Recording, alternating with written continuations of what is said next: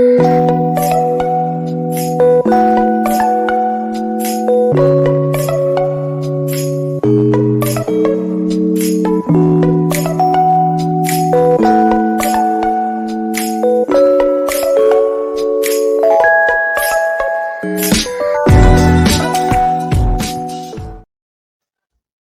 दोस्तों, आज के इस वीडियो में हम आपको किसी मंत्र या आयुर्वेदिक उपाय के बारे में नहीं बताने वाले हैं।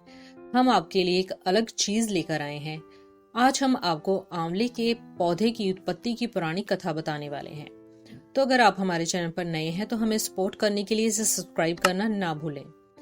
एक बात और, अगर आप ऐसी ही पौराणिक कथाओं के बारे में जानकारी रखते हैं जो बहुत ही दुर्लभ हैं और बहुत ही कम लोगों को पता है, तो हमें लिखकर भेजिए। हम उन पर वीडियो बनाएंगे और साथ ही साथ आपका नाम भी उसमें प्रदर्शित करेंगे।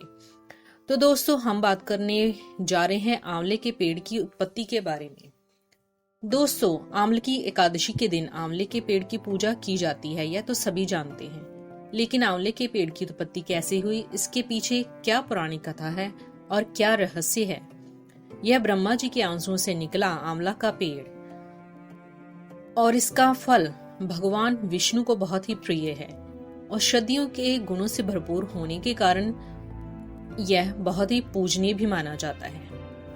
इम्यूनिटी बढ़ाने के लिए आप आंवला भी जरूर खाएं। लेकिन क्या आप जानते हैं कि आंवला का पेड़ न सिर्फ औषधीय गुणों से भरपूर होता है, लेकिन पूजनीय भी माना जाता है। आंवले के पेड़ की साल में 2 बार पूरे विधि विधान से पूजा की जाती है। एक बार फाल्गुन शुक्ल पक्ष की एकादशी के दिन, जिसे अम्लकाई एकादशी कहा जाता है, और दूसरी बार कार्तिक आते शुक्ल पक्ष की नवमी को, और इस तिथि को आंवला नवमी के नाम से जाना जाता है। आखिर आंवले के पेड़ की उत्पत्ति कैसे हुई और यह इतना महत्वपूर्ण क्यों है, आइए जानते हैं इसकी पौराणिक कथा के बारे में। आंवला को ध्राति वृक्ष भी कहा जाता है। इस वृक्ष को धर्म का आधार माना जाता है और यह भगवान विष्णु को बहुत प्रिय है। ब्रह्मांड के निर्माण की प्रक्रिया में सबसे पहले आंवले का पेड़ पैदा हुआ था, इसलिए इसे आदि रोहया आदि वृक्ष भी कहा जाता है।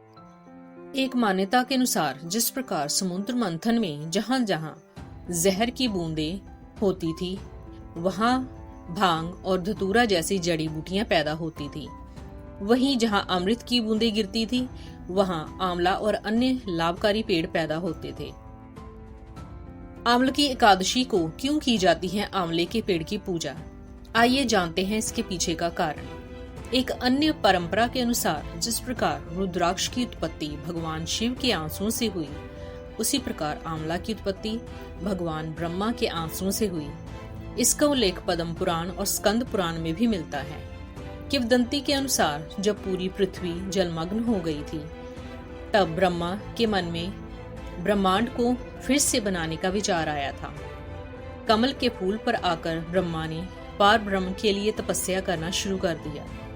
ब्रह्मा जी की तपस्या से प्रसन्न होकर भगवान विष्णु प्रकट हुए, जिसे देखकर ब्रह्मा जी बहुत ही खुश और खुशी से रोने लगे और उनके आंसू भगवान विष्णु के चरणों में गिरने लगे। और ब्रह्मा जी के आंसुओं से आंवलकी या आंवले के पेड़ का जन्म हुआ। पूरे भारत में ब्रह्मा जी का एक ही मंदिर है। इसके पीछे श्राप से जुड़ी कथा है। आंवला भगवान विष्णु को बहुत प्रिय है। जो कोई भी आंवले के पेड़ की पूजा करता है, उसके सारे पाप और संताप समाप्त हो जाते हैं और व्यक्ति को मोक्ष की प्राप्ति होती है। आंवला बहुत फायदेमंद होता है। औषधीय गुणों से भरपूर आंवला रोगों से लड़ने की शक्ति बढ़ाता है, पाचन शक्ति को स्वस्थ रखता है और चर्म रोगों में भी लाभकारी है। तो दोस्तों, यह थी हमारे शास्त्रों में बताई गई आंवले के पेड़ की उत्पत्ति के पीछे की बहुत ही रोचक कहानी और उसका महत्व। मुझे उम्मीद है मेरे दोस्तों कि आपको यह पुरानी कथा पसंद आएगी और आप इसे अपने दोस्तों के साथ अधिक से अधिक शेयर भी करेंगे। हम जल्द ही अन्य दिव्य विचारों के साथ वापस आएंगे। तब तक अपना ध्यान रखें और हमारे साथ जुड़े रहें। अलविदा, नमस्कार। Like, share, you, Nana,